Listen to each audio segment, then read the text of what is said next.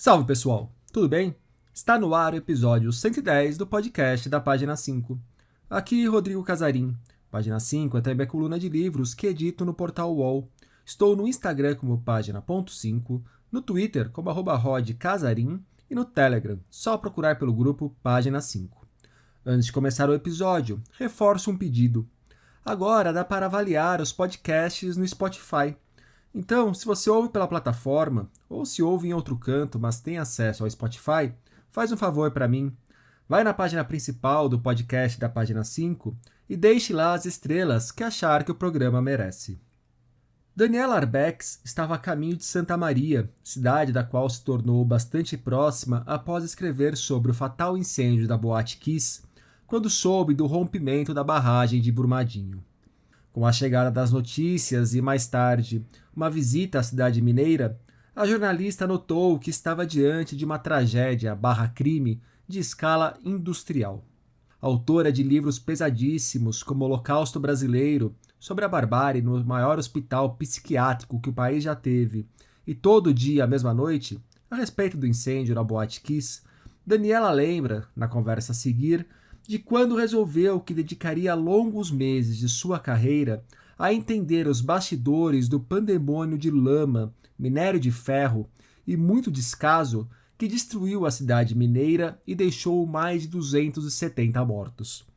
O resultado do trabalho está em Arrastados, os bastidores do rompimento da barragem de Brumadinho, o maior desastre humanitário do Brasil. É um livro doloroso e impressionante, de verdade. Vocês poderão sentir um tanto disso na conversa, acredito. Também há mais detalhes e impressões minhas na resenha que publiquei na coluna. Deixarei o caminho para vocês. Daniela encontrou em Brumadinho uma cidade corrompida, onde pessoas desconfiavam umas das outras e também das instituições.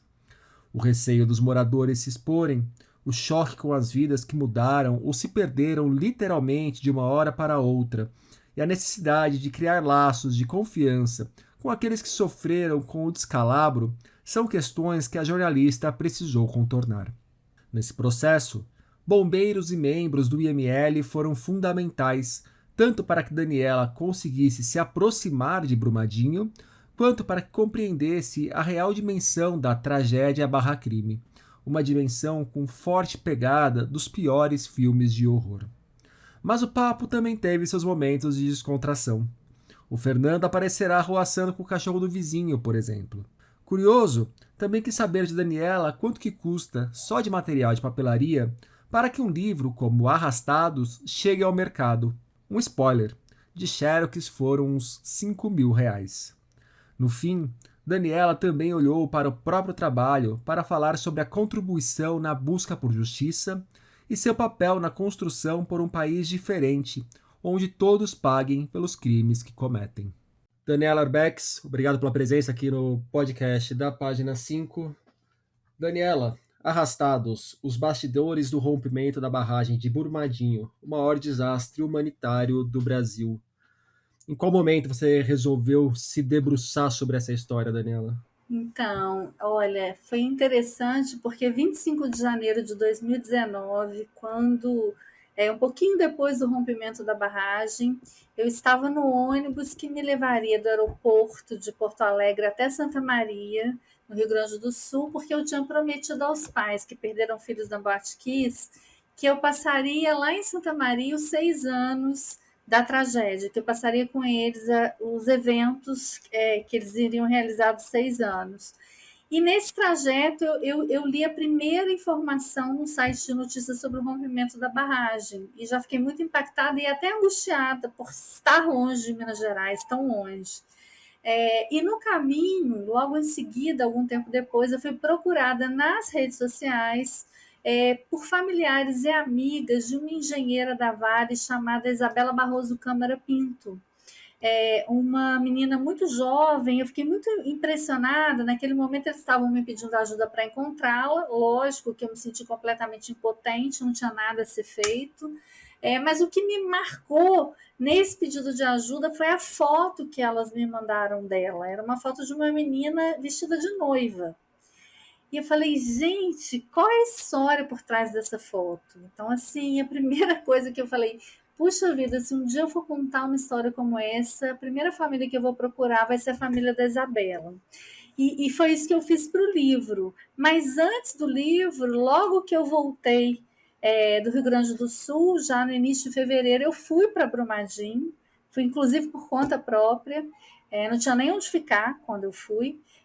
E aí eu cheguei lá, Rodrigo, e encontrei realmente uma cidade muito, muito, não só destruída fisicamente, mas em choque.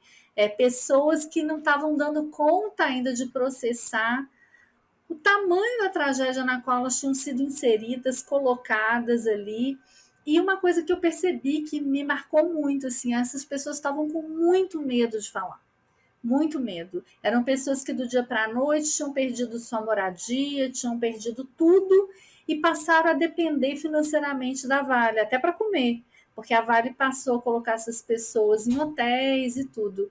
E isso fez com que eu percebesse que havia muito medo, muitas reticências na fala de cada uma, muito medo delas falarem. E aí eu entendi que essas pessoas iam precisar de mais tempo.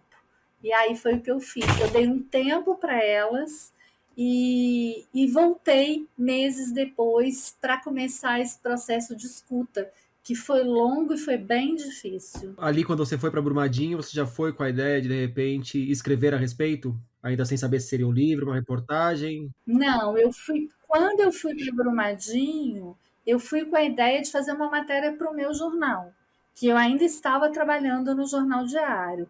Mas o meu jornal, naquele momento, já vivendo a crise do impresso, não tinha condição financeira de me mandar para Brumadinho. Então, quando eu cheguei de viagem, eu disse: a gente precisa ir. O jornal disse: Dani, não dá para te mandar. E aí eu fui por conta própria. Eu falei, poxa, eu tô do lado de Brumadinho, né? 3 horas e meia de viagem, eu preciso ir para Brumadinho, né? E aí eu fui por conta própria, sem lugar para ficar, fui no escuro, totalmente no escuro, porque eu precisava, num primeiro momento, ver, entender um pouco a dimensão do que tinha sido esse rompimento. Então, essa foi a minha ideia inicial. E lá em Brumadinho, quando eu estava lá em Brumadinho, eu fui procurada por uma das editoras da Intrínseca, que é a minha editora que me publica no Brasil, e falei para ela, oh, Renata, a gente estava discutindo os dois mundos de Isabel, que eu já estava fazendo os dois mundos de Isabel, a minha biografia, a Seu primeira momento de biografia. respiro. Não, é sempre assim, eu falo, nossa, eu vou ficar um ano sem fazer nada, e aí eu vou emendando, né? E eu falei, olha, eu não vou conseguir falar contigo agora, porque eu estou em Brumadinho e tal. Ela disse, você está em Brumadinho? Nossa, você precisa contar essa história. E ali meio que ficou essa responsabilidade para mim, de tipo, você tem que contar essa história. Eu sendo mineira, eu já tinha vindo de um livro em que eu conto a história da Boate Kiss no Rio Grande do Sul, e um livro que teve um impacto importante na construção da memória daquela história, eu me sentia também um pouco responsável, de tipo, poxa, eu sou uma jornalista mineira, é uma tragédia no meu quintal. Então, foi esse conjunto de coisas que me levou a escrever Arrastados. Uhum. O Arrastados ele tem uma característica um pouco diferente dos seus outros trabalhos, me parece, porque o Holocausto, a Tragédia da Boate Kiss, o Cova, são livros de tragédias, desastres, acidentes. A gente pode até depois discutir qual que é a melhor palavra, porque tem uma questão, inclusive política, por trás da palavra que a gente escolhe, né, para determinar cada uma dessas histórias que você conta. Mas o Holocausto e a Botkiss, por exemplo, são coisas meio que acontecem dentro de um prédio. Tem toda a questão do Estado envolvida, mas é num lugar específico. Agora, Brumadinho é uma tragédia barra crime, que abala toda uma cidade e arredores. E logo no começo você mostra que ali, causada por uma empresa que era meio que responsável por movimentar 80% da economia daquela cidade.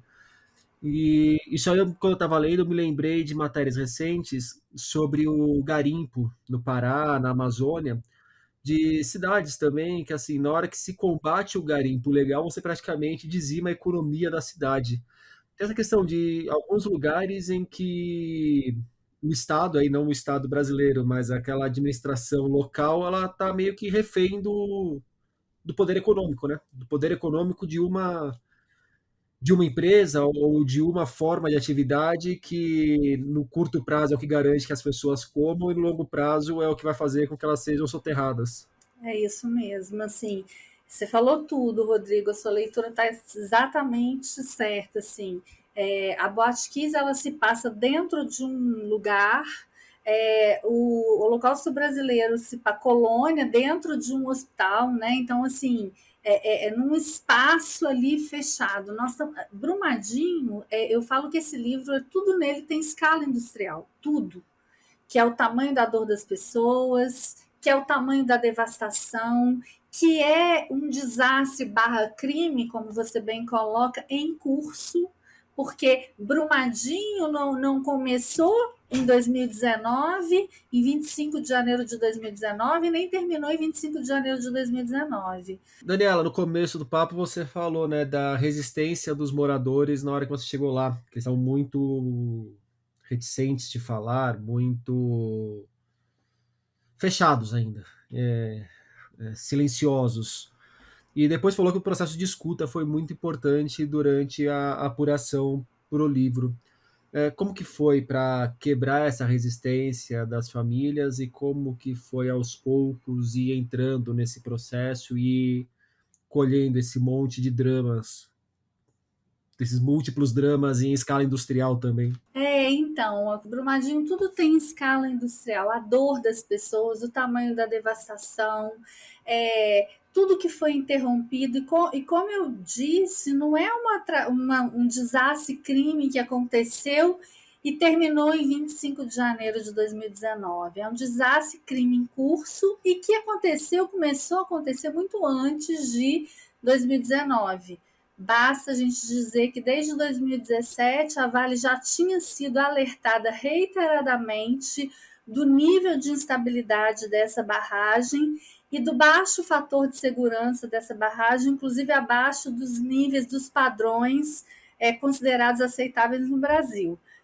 Então, quando a gente chega nessa cidade, o que a gente percebe, até por uma questão de uma indústria de indenização que foi toda construída em torno desse episódio, é que as pessoas.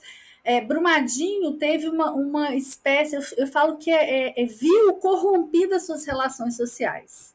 Então, você tem uma cidade que do dia para a noite passa uma cidade inteira, porque foram critérios geográficos que determinaram o primeiro pagamento de um emergencial, né? Então, você tem uma cidade inteira que passa a receber um pagamento emergencial da Vale por cabeça. Então, um salário mínimo por adulto, meio por adolescente e um quarto, se eu não me lembro, um quarto, um terço, não me lembro, por criança. E aí, pessoas não atingidas diretamente passam a receber, isso causa uma revolta enorme nos familiares. E, por outro lado, você tem familiares que passam a ser indenizados por conta dessa tragédia-crime e que passam a ser julgadas pela cidade porque estariam recebendo por conta da morte do seu parente. Então, isso tornou as relações muito confusas. E havia uma desconfiança mútua entre as pessoas e uma desconfiança das pessoas em relação às instituições. Então, quebrar isso, entrar nesse universo, era muito complexo. Por conta de toda essa desconfiança, por conta de um ambiente em que as pessoas ainda estavam em pleno luto e por conta mesmo do medo de exposição, sabe? As pessoas tinham medo de serem expostas. Então foi um caminho assim longo, tortuoso, diferente dos outros livros, em que essa conexão de confiança ela se estabeleceu praticamente na minha chegada. Isso não aconteceu com Brumadinho. Eu voltei muitas vezes, e foi para chegar em algumas famílias, eu precisei primeiro passar pelos bombeiros, passar pelo IML, E aí, nessa relação com os bombeiros e com o IML, eles conseguirem me ajudar a abrir algumas portas. Isso foi fundamental. Então, Brumadinho foi muito diferente de tudo que eu fiz realmente, porque envolve, como você falou, uma empresa, é uma multinacional que não só não é só Brumadinho, que é minério dependente da Vale.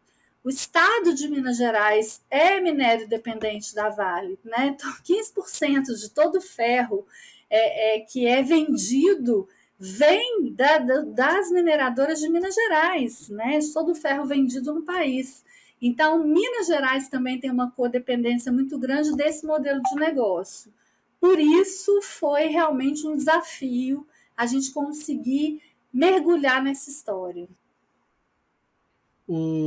Você falou da resistência das famílias e aí você mostrou o braço imediato do Estado, o braço, digamos, no chão do Estado, que eram os bombeiros, principalmente, no chão metaforicamente, que nem sempre foi só no chão. Em alguns casos, os helicópteros ali foram muito importantes.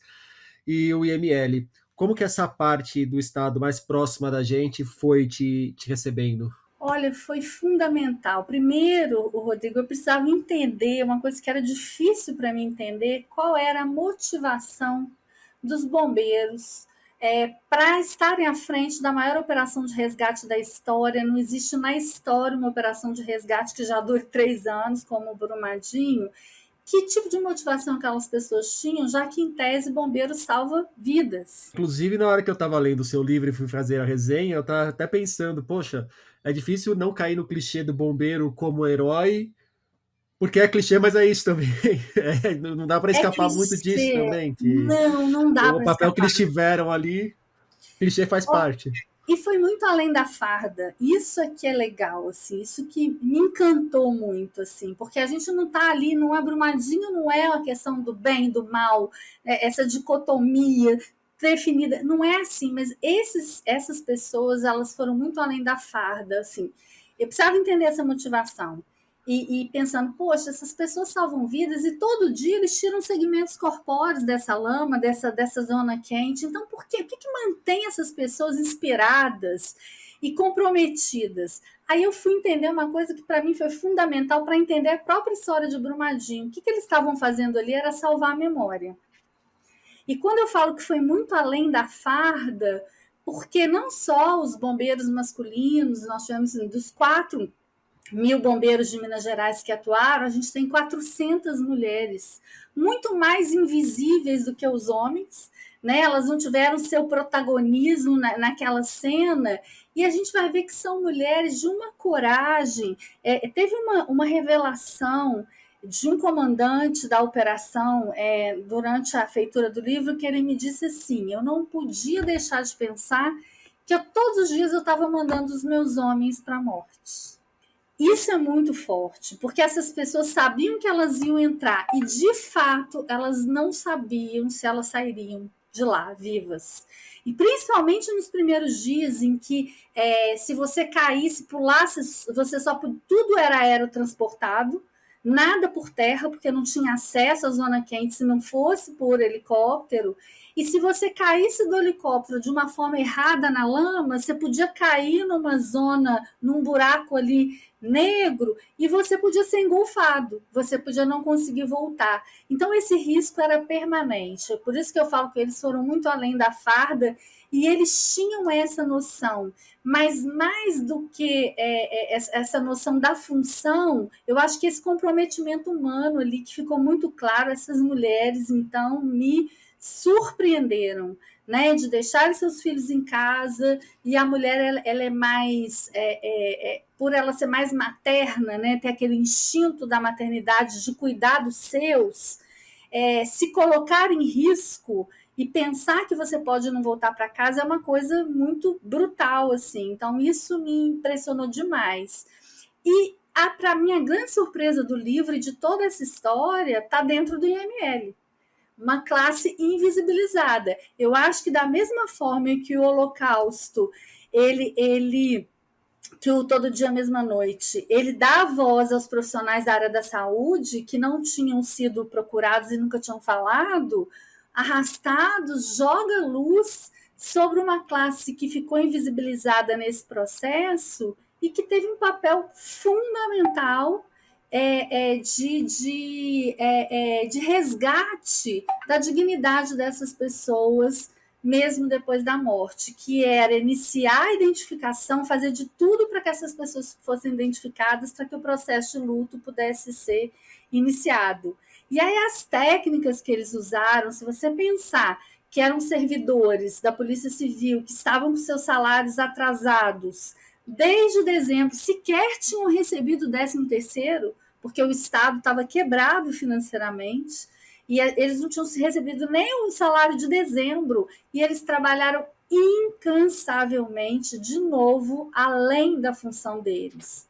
E aí eu tenho exemplos, assim, inclusive a minha incursão no IML dá título ao livro. Arrastados é por causa de uma descoberta de dentro do IML, eu posso até falar disso depois. Mas uma coisa que me impressionou muito, dentro das muitas coisas que eles fizeram ali, foi terem, por exemplo, recortado a pele da mão dos cadáveres para tentar recuperar a digital, retirado essa pele, calçado essa pele na própria mão, fizeram uma luva epidérmica para que eles pudessem tentar fazer identificação por leitura biométrica.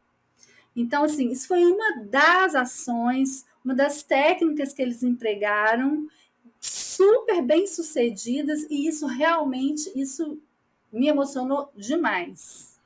Inclusive, o capítulo relacionado ao ML é um dos capítulos mais pesados que eu já li na vida, provavelmente, não só falando da sua obra. E ali que eu fui ter uma dimensão do que acontece com o corpo humano na hora que ele é impactado por um tsunami de lama, que nem foi de Brumadinho. Ali na hora que você escreve sobre os corpos como ficaram dilacerados, que eles até comparam que é pior do que um acidente aéreo, e me impressionou muito a questão dos corpos tomados de barro com restos de minério de ferro, que depois entupiu o prédio do IML, e quando eles lavam esses corpos, a força do tsunami tinha tirado a camada superficial da pele, então ninguém podia ser reconhecido pela cor da Pela pele. cor da pele. Lendo é uma coisa impressionante, e você apurando, como é que foi apurar esse tipo de coisa? Então, eu acho, a minha incursão no IML, eu te confesso, eu não tinha a mínima ideia de nada disso. Isso não tinha, ninguém tinha falado disso, nem eu tinha a mínima ideia. Quando eu liguei para o IML, na verdade, meu interesse real, claro, eu falei que eu estava lá fazendo um livro, que eu queria ouvir o IML, mas meu interesse verdadeiro era entender no que aqueles corpos tinham sido transformados. Eu tenho uma necessidade de ver, de enxergar, ver mesmo. Essa coisa do detalhe para mim é muito importante. E eu queria ver os corpos. E claro, eu não podia chegar dizendo, eu quero ver as fotos dos corpos e tal, porque eles iam barrar a minha entrada lá, né? Então, assim, eu fui para entender o que tinha acontecido. E quando eu chego lá, eu encontro um universo totalmente à parte de tudo que aliás, eu nunca tinha imaginado nada parecido com isso. Você falou bem. O capítulo A Morte Avermelhada, que é o que trata de todo o trabalho do IML, para mim também não, é o mais forte do livro, para mim, e talvez tenha sido a coisa mais forte que eu já tenho escrito até aqui, e olha que eu lido com coisas bem duras, né? Foi muito impressionante. Mas, e aí, quando eu cheguei lá, e nesse início de conversa, eu fiquei um ano entrevistando o IML. Um ano, para entender o que era um protocolo de desastre, para construir essa relação de confiança a ponto da gente conseguir até a troca de WhatsApp deles, os horários que eles foram informados e tal. Então, isso foi uma construção. E nessa primeira entrevista, eu já fiquei muito impressionada com a sensibilidade do chefe da tanatologia forense que me atendeu, porque a gente cria uns estigmas, né, na verdade, assim, em relação a algumas classes e alguns trabalhos e profissões, e eu tinha toda uma construção de imagem de uma polícia civil ineficiente, incapaz de dar respostas, porque você tem aí inquéritos criminais que não são feitos a tempo, você tem inúmeros casos sem resposta. Essa era a minha visão de polícia civil. Quando eu chego lá, eu encontro essas pessoas fazendo esse tipo de trabalho, eu falei, gente, eu preciso contar isso para as pessoas. Isso realmente me arrebatou, sabe? Assim, as pessoas precisam saber o que foi feito aqui dentro. E aí eu fui, só que era um tema muito, eram questões muito específicas, de difícil entendimento. Então foi aos poucos, como pílulas, até chegar ao ponto em que eu pudesse. E aí, quando eu consegui ver os corpos, eu acho que eu já tinha muito mais coisas relevantes para dizer, entendeu? Ver os corpos foi só para o meu entendimento do que eles estavam me dizendo, no que aquelas pessoas foram transformadas. Então foi todo um processo, foi muito rico, Rodrigo. Assim, eu acho que esse livro me deu uma oportunidade única de conhecer esse bastidor e poder revelar isso para as pessoas. Então eu já vou antecipar uma das perguntas dos ouvintes, do Fábio Henrique Gonçalves. O jornalista que cobre grandes tragédias se vê diante de uma contradição inescapável, que seria se comover e se horrorizar com o acontecimento, ao mesmo tempo que se sente privilegiado pela oportunidade de cobrir o fato. E a gente pode até desdobrar mais do que o fato, cobrir a história além do mero factual, né? Porque isso do ML é justamente você ir além do fato em si para ver o que tem debaixo do fato, que dá base para o fato, ou ao que o fato leva. Olha, é isso tudo mesmo que esse leitor coloca. Você fica, ao mesmo tempo que você fica em choque com todas as descobertas e com tudo que você está vendo ali, que às vezes eu acho que o Chico Felitti colocou muito bem, que é o inimaginável. E ele fala, né, pessoas que fizeram tudo para que o inimaginável não fosse ainda pior.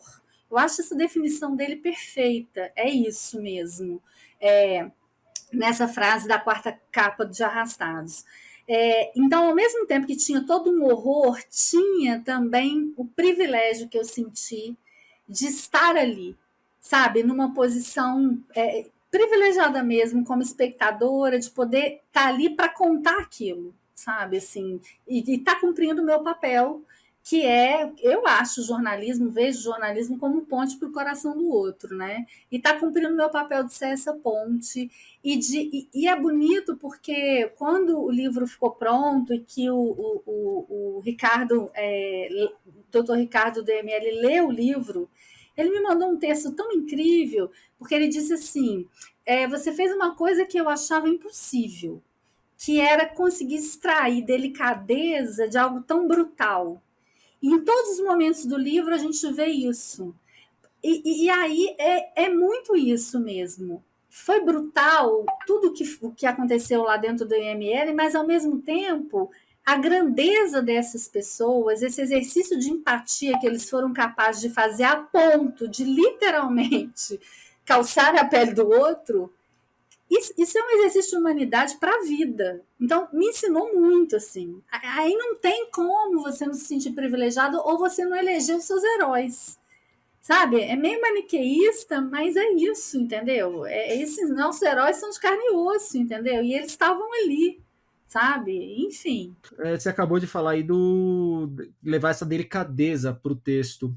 Como que foi transformar tudo que você apurou no texto em si? Aí o trabalho braçal de escritora mesmo, e com a preocupação de não cair no sensacionalismo, que dá para ficar muito claro na hora que você está lendo que você tinha um material ali que, se você quisesse puxar por um livro muito mais sangrento, muito mais com corpos pelo livro, pedaços pelo livro, você conseguiria. Mas eu acho. Essa sempre foi a minha preocupação. Eu acho que respeitar a memória afetiva do outro. Assim, eu acho que é uma coisa muito, é uma coisa tão rica, tão preciosa, tão delicada, é uma coisa tão linda quando alguém te entrega essa memória que você tem que fazer de tudo para zelar por essa memória. Então, assim, eu tive muitas preocupações. Ah, o seu cachorro aí. É o meu cachorro, é o Fernando participando. O pessoal já conhece, ele é de casa, do podcast, Ele é de inclusive. casa.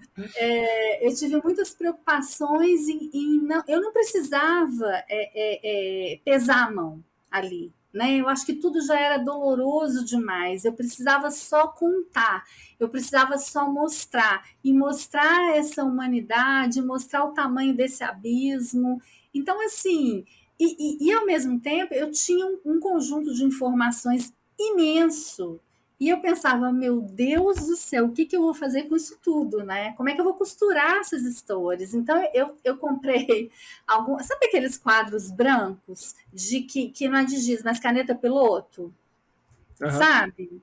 Eu comprei alguns desses quadros e eu fui por partes assim. Então eu precisava entender primeiro quais eram os núcleos que eu tinha. E isso faz parte do meu processo de escrita. Então um dos meus quadros eu fotografei, depois se quiser eu te mando, porque é bem legal assim.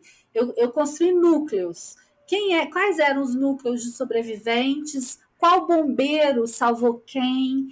O núcleo das famílias que perderam seus entes queridos, o núcleo de instituições. Então, desenhei esse quadro para eu poder ver.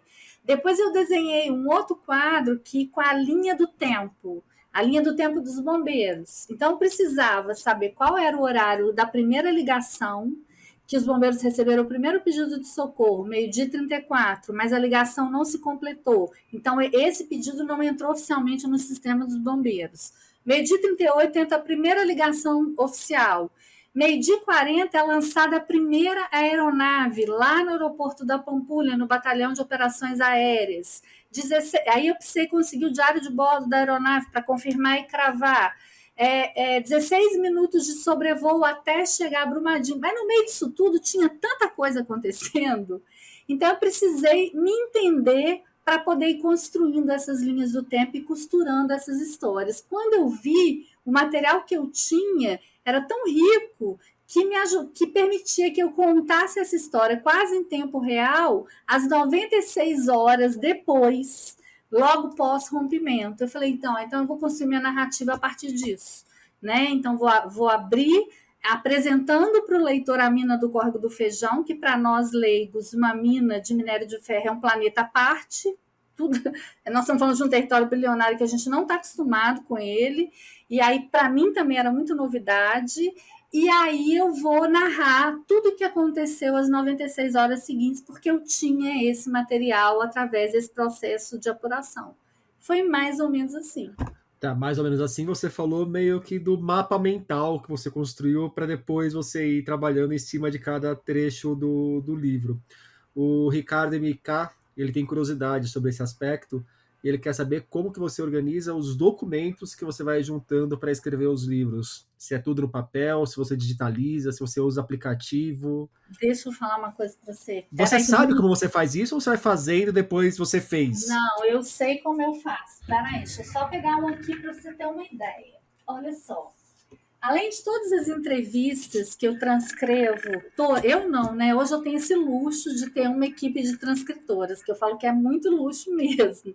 Sonho de qualquer jornalista, né? Sonho de qualquer jornalista é ter uma equipe. Então, como o volume de entrevistas foi enorme, só de personagens são mais de 200, eu gravo todas as entrevistas, todas, todas, todas. E aí, o que eu faço? Depois que elas voltam transcritas, eu releio tudo. E documento, eu imprimo tudo. Eu sou filha do papel, né? Então, o que eu faço? Por exemplo, vou te dar um exemplo deste aqui.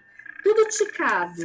E aí, esse, por exemplo, que é uma das 5 CPIs de Brumadinho, né? Só da Câmara Federal tem 2.500 páginas, eu tico o que é relativo à empresa, o que é relativo a leis, tudo, tudo. Só tem tudo ticado aqui. Eu vou decupando tudo. Nas entrevistas e transcrições, eu coloco um papelzinho colorido do que é cenário, do que é sentimento, do que é diálogo e o que é descrição. Isso, para mim, é muito importante, principalmente diálogo, que é uma coisa que eu prezo muito, assim. Né? Então, eu vou ticando tudo. Mais do que isso, eu tenho aqui... Eu vou puxar, não, tá? Que é um fichário. Não, acho que eu vou puxar. Peraí, que é outra coisa. Fichário, isso eu consigo. Com as fichas de cada personagem, e aí em ordem alfabética, quem é essa pessoa, o sobrenome, filho de quem, onde ele estava no horário do rompimento, em qual horário, tal, tal, tal. Então, esse faz parte do trabalho. Ou seja, é um pouco de curso para doido, né? Eu vou te fazer uma pergunta que beira o estapafúrdio. Eu acho que ela me vem porque a gente está no começo do ano, aí vem o IPTU, IPVA, eu fico muito preocupado com as contas.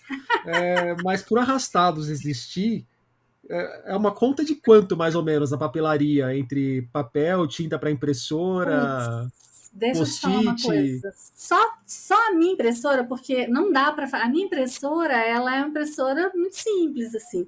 Ela é a laser, mas ela é muito simples. Só de Xerox foram quase R$ 5.000. Só de Xerox. Agora, fora que eu troquei a minha carga de impressora 3 vezes. E aí eu tentei dar aquela carga que você leva o seu original e dá só a carga. Não funcionou. Então eu tive que comprar 3 rolinhos originais, não sei, cada um R$ 300. Por sorte, a Intrínseca banca isso. Então, assim, isso é um conforto para mim. O fato da Intrínseca bancar as minhas viagens, bancar as transcrições das entrevistas, isso é um conforto para o autor. Porque realmente, eu acho, o meu primeiro trabalho foi todo tirado do meu bolso. Né? O Holocausto, pela editora anterior, foi todo eu que banquei. Né? Todas as viagens, cova todas as viagens, enfim, é pesado. Então, a Intrínseca banca e isso me ajuda muito. É o tipo de detalhe que eu acho que muito leitor nem passa pela cabeça que existe, né, no bastidor de um livro. Não tenho ideia. Outro dia eu li que o cara falou assim: ah, eu achei o livro caro. E, gente, desculpa, isso me faz infartar. Porque as pessoas não têm a mínima ideia do que é você ficar 2 anos numa época de pandemia, atravessada por uma pandemia, em que as pessoas estavam em lockdown e eu estava na estrada para contar uma história deste tamanho, para trazer uma história deste tamanho, um cuidado absurdo com tudo, a qualidade das fotos, todo um livro colorido para alguém falar assim, cara, isso machuca. Voltando para o IML, como é que nasce o título do livro lá de dentro? Nasce o título do livro quando, nessas entrevistas, eu descubro que as primeiras vítimas, e todas elas, não só as primeiras, mas inicialmente as 5 primeiras, não puderam ser identificadas pela cor da pele. Por quê? Porque, em função desse arrastamento, a pele, que é a camada superficial da pele que dá a coloração aos corpos brancos e pretos, ela tinha sofrido uma abrasão. E aí o subcutâneo, que é branco, ficou exposto em todos os corpos.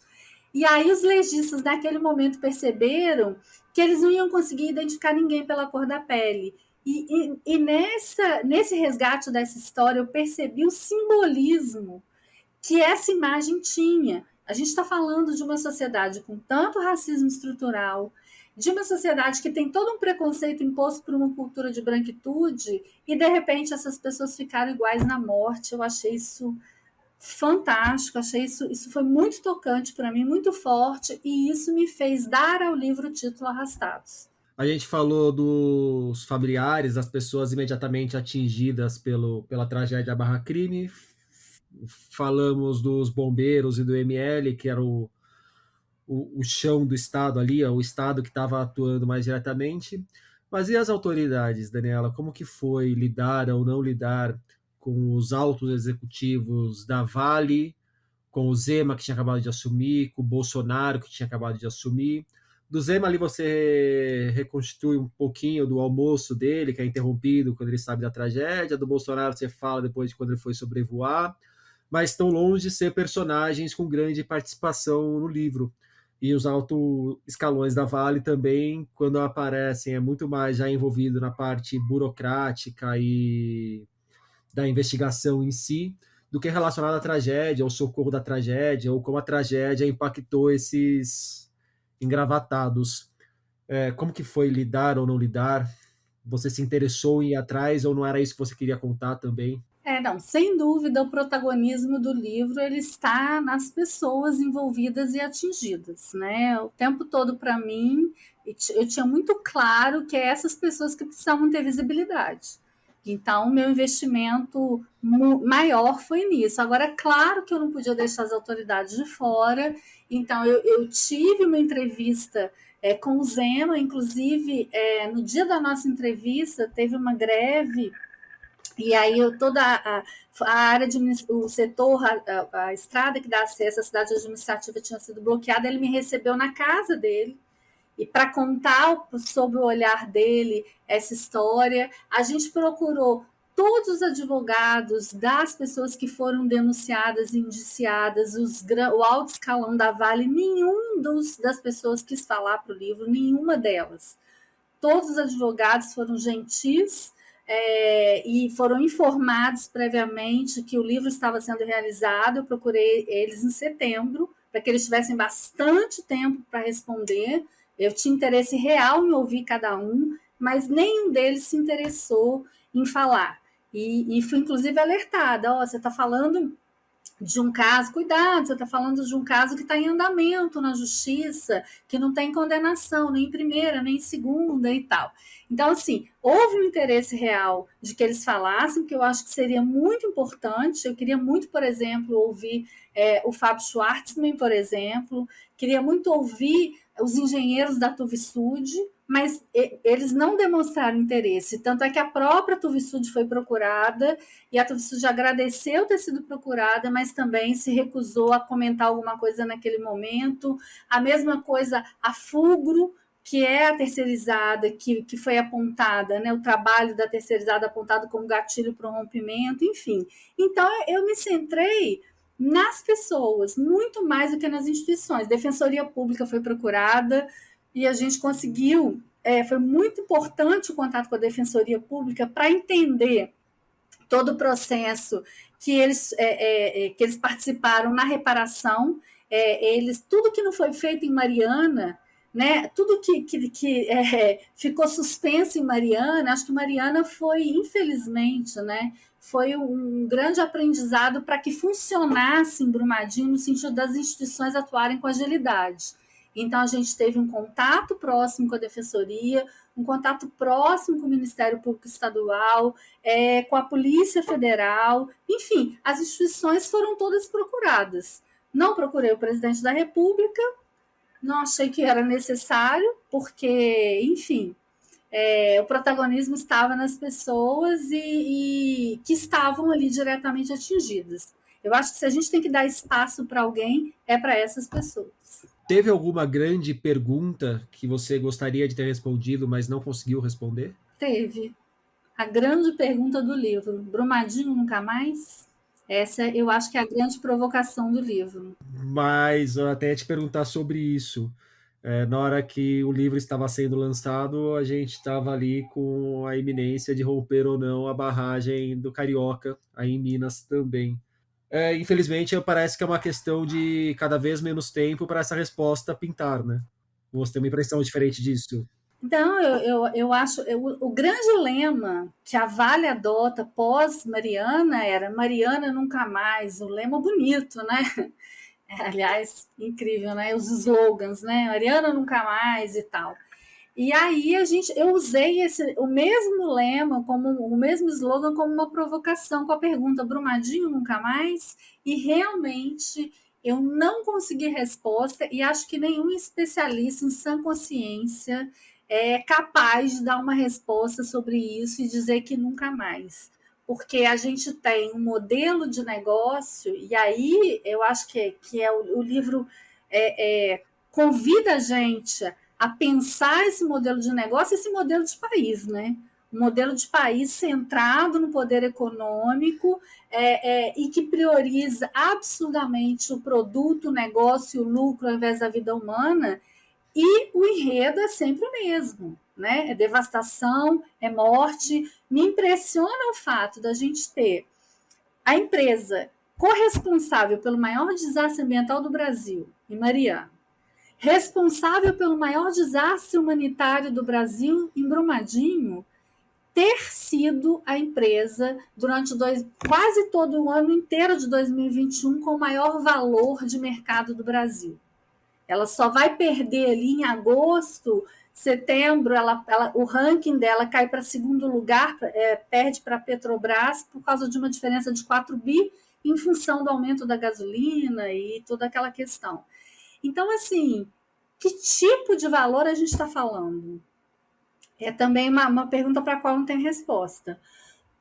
Se a gente pensar que a Vale fecha as ações em 2019, no ano em que 272 vidas foram perdidas, valendo mais do que no início do ano, eu realmente é de se questionar, realmente, porque isso assim, a gente não vê isso em lugar nenhum.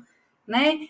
Geralmente, empresas envolvidas em desastres, elas têm uma repercussão importante na sua credibilidade, ainda mais uma empresa que nega a informação que era fundamental para a sociedade, para os seus acionistas e principalmente para os seus empregados, que era a de que essa barragem estava no ranking das 10 barragens com risco acima do aceitável.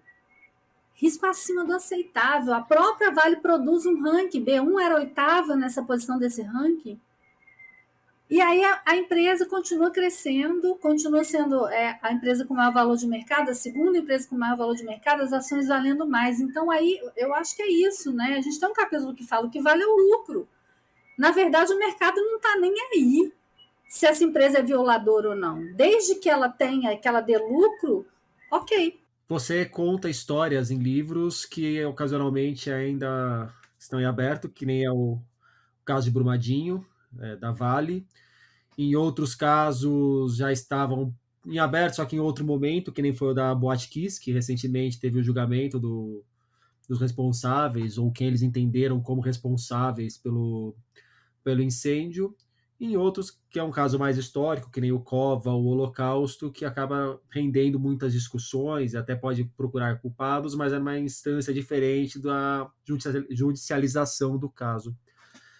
A partir do que você acompanhou com a Boate Kiss, principalmente, Daniela, você acha que aquela sensação que a gente tem no Brasil de que os poderosos ficam impunes e sempre ficarão impunes, ela é assim mesmo? Talvez mude, olhando para o que rolou com a Kiss e olhando para o que você vê que está rolando com a Vale? Então, eu acho que eu trabalho todos os dias para que isso mude. Porque, na verdade, essa cultura de impunidade ela fez com que a gente tivesse Brumadinho, que a gente tivesse Mariana, que a gente tivesse uma repetição dos erros em Brumadinho, que a gente que se gastasse quase 9 anos para que as pessoas consideradas responsáveis pela tragédia da Boate Kiss sentassem no banco dos réus e fossem efetivamente condenadas. Então, eu acho que o trabalho que eu procuro fazer de construção dessa memória exatamente também passa pela busca da justiça. Eu acho que é um trabalho de conscientização e busca da justiça de pôr fim a essa cultura de impunidade. Porque não dá para a gente continuar dizendo os poderosos vão ficar sempre ali no pedestal e intocáveis. Não, eu acredito que eles vão ser responsabilizados. O meu trabalho é para que eles sejam responsabilizados. E assim, e eu me alegro de ver, por exemplo, no caso da Boate Kiss, que o meu livro foi anexado no processo pelo Ministério Público como documento. Na hora da leitura da sentença, o juiz Orlando Facchini Neto citou meu livro 3 vezes durante a leitura da sentença. E isso me dá muita força para continuar, sabe? Muita força para continuar. Porque não é só resgatar a memória coletiva, porque esquecer, negar a história, esse é um dos papéis. O outro papel é criar uma consciência coletiva da nossa responsabilidade enquanto cidadão de cobrar, de exigir mudanças, de não aceitar que esse estado de coisas permaneça no Brasil. Até porque é muito confortável para esses poderosos intocáveis que os que são ferrados pelos poderosos intocáveis acham que tudo é imutável, né? Que não tem Exatamente. como tomar outro caminho. Sessão de perguntas dos ouvintes. Pedro Carlos Leite. Esses assuntos com os quais você lida, Holocausto Brasileiro, incêndio na Boate Kiss, o Arrastados, de alguma maneira te perturba? Quando você está fazendo a apuração, é tranquilo dormir? Vem pesadelos? Haja terapia? Haja terapia. Claro que me perturba, é perturbador, não só você lidar com um volume tão grande de informação e chega um momento que você está explodindo, que você precisa compartilhar isso com alguém, que você precisa que esse livro ele ganhe o coração das pessoas para dividir isso, porque é insuportável. Tem uma preocupação não só com a questão da apuração, mas da responsabilidade, do cuidado com a informação, porque a gente está vivendo também uma indústria de processos e de tentativa de silenciamento e de apagamento do jornalismo, da nossa voz. Então, eu tenho muito claro isso. Eu estou sempre batendo de frente, né, com temas que são em que algumas pessoas, alguns poderosos teimam em que seja esquecido, querem que seja esquecido, e eu estou lá sempre arrancando a unha, né? Então, isso é também uma questão aí, claro que me tira o sono, mas aí eu vou voltar lá naquela pergunta do leitor, lá daquele comecinho, mas ao mesmo tempo é absolutamente emocionante você dar nome às coisas, e o nome certo. Então, você falar do Holocausto brasileiro e você ver um país que hoje reconhece que a gente viveu um holocausto, você falar do que aconteceu da Boate 15, você vê as consequências que chegaram e você ter participado desse processo com o seu trabalho, e você está hoje relatando o maior desastre humanitário do Brasil, desastre crime, né, barra crime, e as pessoas isso mesmo, o maior desastre, eu nunca tinha pensado nisso, a maior operação de resgate da história. Então, dar nome às coisas, dar visibilidade, trazer esses temas essenciais, isso é muito prazeroso. E eu acho que a gente, enquanto jornalista, a gente tem que ter muito claro, eu acho que o nosso papel. Porque, assim, por que eu faço isso? Eu faço isso para ser uma escritora famosa? Pô, viver de livro no Brasil é um desafio diário. Você falou, está preocupado com o PTU, com as contas para pagar. Tem conta para pagar, às vezes a conta não fecha, você não tem salário, você tem venda de livros, você tem adaptações de livros, né, que estão acontecendo e tal. Não é fácil. Então, assim, é porque você tem que ter claro o seu papel na construção de um país diferente. Hoje um leitor me disse assim, eu achei lindo o que ele colocou, ele falou para mim assim, não dá mais para a gente continuar sem respirar. E ele está falando desse Brasil que a gente vive, né? Fazendo uma analogia, uma metáfora com arrastados. É isso, não dá mais. Enquanto eu puder ser voz, enquanto eu puder colocar a potência da palavra a serviço dessas causas, eu vou colocar.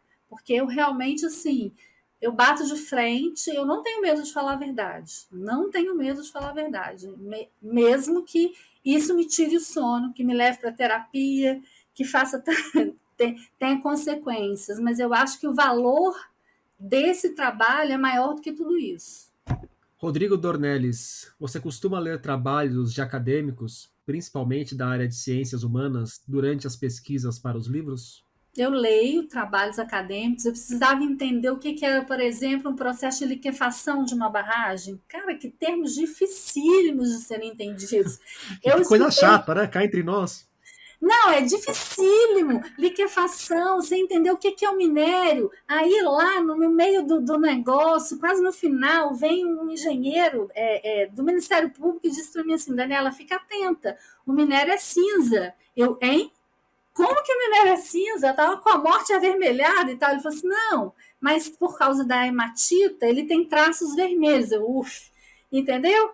Então, assim, tem toda essa questão. Não é simplesmente apurar, não. Eu tenho que entender o processo. E aí, por isso que foram mais de 300 entrevistas. 200 personagens estão no livro. 100 eu precisei ouvir para entender, por exemplo, fui ouvir o técnico da Assembleia Legislativa, Rodrigo, aliás, o nome dele, um menino maravilhoso, me ajudou muito, para entender a questão das leis do setor, o que mudou, quais foram os marcos os marcos históricos e as mudanças e tal. Aí ele foi se debruçar. Então eu encontro essas pessoas generosas para me ajudar.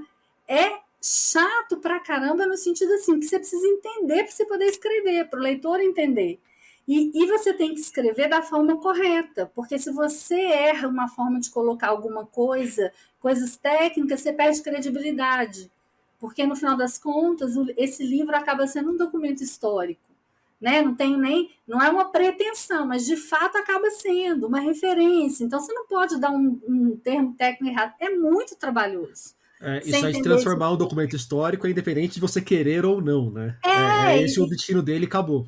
É isso. Então, assim, aí, só com esse engenheiro do Ministério Público, nós falamos N vezes. Eu falava, mas não estou entendendo isso aqui, não. Você está falando, porque eles são muito técnicos também. E eles acham que eles falam fácil, eles falam difícil. E eu falei, olha, isso que você está falando, eu tenho que traduzir para o leitor, que como eu é leigo, então não estou entendendo nada que você está falando. Começa de novo. Então foi assim. Por isso que eu fiquei um ano indo ao IML, conversando com o IML para entender mais isso, mais isso. Então as pessoas não têm ideia do que envolve isso, entendeu? Eu leio pra caramba e às vezes coisas das quais eu não entendo. Você está falando de engenharia, gente, eu sou jornalista, não tem formação nisso. Eu tenho horror da área de exatas, né? Então, assim, mas eu preciso aprender. Então, também é muito legal isso também, porque é uma chance de aprendizado maravilhosa, né? A arroba pode abrir o livro pergunta. Você vai meter a mão na cara da gerência da Vale? Eu não tenho essa intenção, essa vontade, o livro faz isso por mim. Eu queria falar, o livro ele tem muito mais a desempenhar do que um tapa bem dado, né? Eu acho que não precisa, o livro ele tá aí para nos arrancar, né, da nossa zona de conforto e sacudir esse país. Ela também pergunta qual tema merece mais investigação. Eu vou desdobrar essa pergunta para se você está olhando para algo que esteja acontecendo, que tenha acontecido recentemente, já pensando em algum trabalho futuro. Eu já tenho definido o meu próximo livro, 2023-24 aí. Enfim, também eu acho que é um tema que vai surpreender o leitor, porque a gente já conversou sobre isso. Todo mundo espera que, qual a próxima tragédia que ela vai falar? Não sei, não funciona assim, gente. Eu não sou uma autora de tragédias, eu sou uma autora que conta histórias do Brasil, às vezes trágicas, né, dramáticas. Então, Mas pode assim, vir aí um novo Dois Mundos de Isabel, por exemplo. pode vir. Não vai ser Dois Mundos de Isabel, mas vai ser uma história incrível e que dialoga muito com uma área que eu tenho um grande número de leitores, que é a saúde mental. E como que é essa história, mais ou menos? Quem que é o Oi? protagonista? Quem que é o protagonista? Como que é? Já dei um baita de um spoiler. Mas, assim, também conversa com a história do Brasil, também conversa. É sempre temas marginais. Isso aí é uma coisa que é cara para mim, que é importante para mim, que é dar voz, dar vez, colocar as coisas nos seus lugares. Então, a gente vai estar falando, um mergulho nesse Brasil profundo. É o próximo. Para a gente fechar, Daniela, me indica um livro.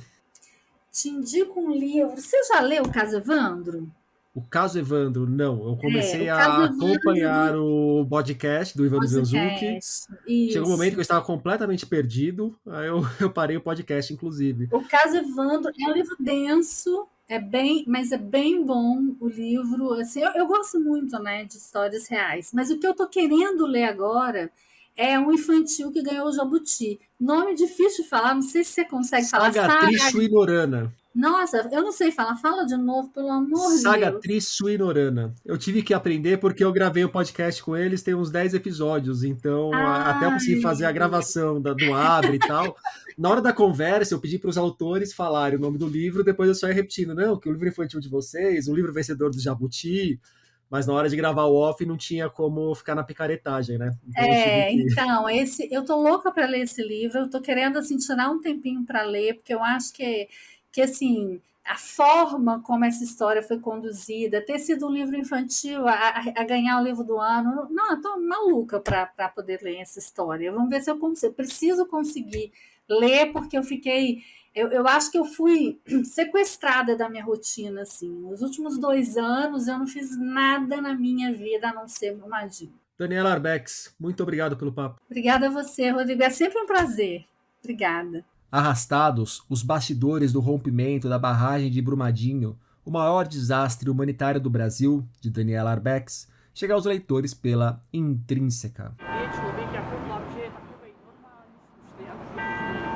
Como o papo foi longo, por hoje é isso aí, pessoal. Indique o podcast para os amigos e inimigos. Um abraço, um beijo, um aperto de mão e até semana que vem.